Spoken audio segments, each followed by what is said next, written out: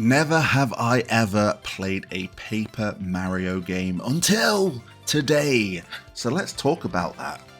What is up guys, Jen here, hope you're all doing well. Welcome back to the channel. As always, got you covered with timestamps in the description down below. So if there's a certain section of this video you want to skip to, feel free. All I ask is you to support the channel and hit that thumbs up button. So let's dive straight into it. I've just mentioned I've never played a Paper Mario guy. I'll kind of keep it brief. I was a Sega guy growing up. So it's Sonic the Hedgehog, Streets of Rage, Golden Axe. And then I went over to the PlayStation, PlayStation 2, PlayStation 3, PlayStation 4. Am I a PlayStation guy? Yes, I think I am because I've got the PS5 as well. So I never really got to play any Nintendo stuff. The only time I got to play Nintendo games was when I got my Nintendo Switch. So that opened the world to me. I missed so much. I missed the craze that was Paper Mario the Thousand Year Door on the Nintendo GameCube. And when I heard that it was a turn-based RPG, hell yeah, I'm in straight away. And that's where we are today. And in a nutshell, I've had a thoroughly good time. This is a very fun game. It's quite a good entry point if you want to experience turn-based RPGs.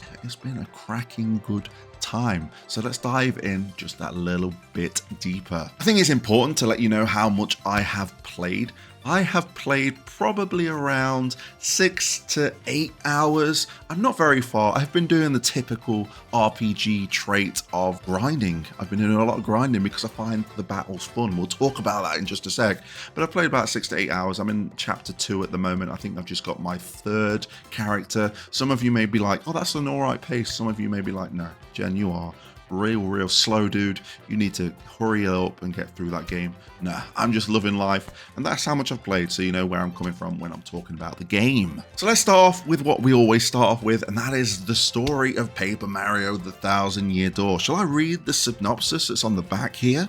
I wasn't going to, but I'm going to do it since it's here anyway. Mario and a cast of colorful characters embark on a legendary quest. Peach sends Mario a treasure map, then disappears. It's up to him and his new friends to find her and the treasure. Very simple, and that is probably the best way to explain the game. That would have been a better way of than me trying to find words to find for the story, but I've enjoyed it. It's pretty quirky. I like the interactions between characters. I don't know if I would have got more being a Mario fan and maybe got more reference here and there, but the text and just the way they talk to each other, the interactions, the little emotes here and there through all of the kind of story so far has been incredible. It's not missed a beat in my eyes, and I'm looking forward to see where the story develops. Will I make another video? Who knows? But I'm just talking about what I'm doing right now, so you know what I'm doing right now. So with story out of the way, let's talk about the cast of characters. Mario, hey, it's me, Mario, and his friends that he meets along the way. Like I say, I've not got too far into the game, but the characters I've met have been pretty awesome so far. Mario himself, just his simple thumbs up, his little nods, his little points is on point if you ask me, and not much else to say about that. You got Princess Peach, you got Bowser, you got Luigi there, which was hilarious, by the way. I thought, oh my god, it's Luigi. I want to talk to him and see how he's doing, let him know how I've been doing with the game so far. But he told me his epic adventure that he is going on, and we were there for quite a long time, and Mario's just there yawning. Again, sums up perfectly how this game has been for me so far. So let's lay the meat on the table and talk about the gameplay of Paper Mario, and when it comes to its exploration. Man, this plays like what a Mario game is. Now, I didn't say this is my first Mario game. I've played others along the way, whether it's been 10 minutes there, 10 minutes over there, 5 minutes here. I know how a Mario game plays, and it's nice to see that those traditional roots are kind of embedded in here somewhere. I love the exploration of just solving these little puzzles. Like, as soon as I got into Rogueport, I was trying to work out how I got there. I wasn't aware that I was going to get abilities along the way, and I was determined. I was like, I am a piece of paper. Why can't I slide through that gap? And it's because I've not learned the ability yet. When I did, I went back and I was like, boom, there we go. And that's how it's kind of gone along, and it's been pretty damn awesome. I love just going to look at all the side quests. My only gripe with it is that I have to do one at a time.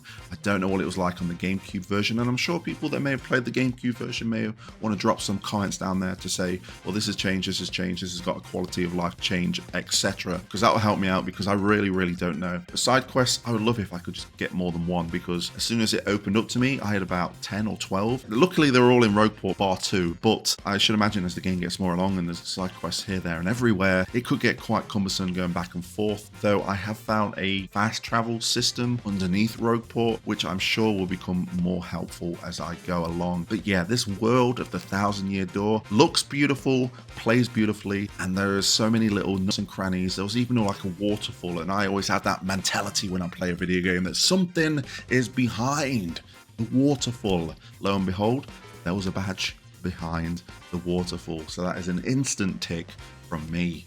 Combat. The combat of Paper Mario.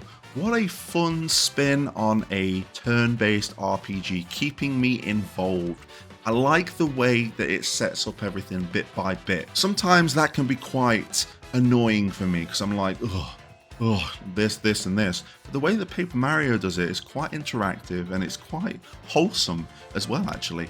Like learning about things being thrown at you from the crowd, learning that the backdrop can fall on top of an enemy, learning that button presses and then landing and then pressing A again to do a stylish flip is something as well. I love all these additions, and obviously as I've been getting more characters and more abilities and more badges, it has been quite entertaining, to say so the least. The battle music, very entertaining. I believe this soundtrack is all remastered from the GameCube version, so I'm thoroughly having a good time with that. It's adding to the action of those battles. As I've been unlocking more badges, I've been a bit more flexible on what I want to do, learning about the enemies using that little scan ability that Goombella has. She tells you about ability statistics and tells you essentially how the best way to beat that enemy is. So you got to be more flexible with your badges. So I thought, oh man, I need more badges, I need more spaces. So when I leveled up, I capped that rank, and I think I got it up to 9 now, which is good. But you can also do flower points, which is essentially your MP for those that play games like Final Fantasy. And then you have the health points, HP. I don't know why I called it health points, but I guess that's what it is. But again, it's all there.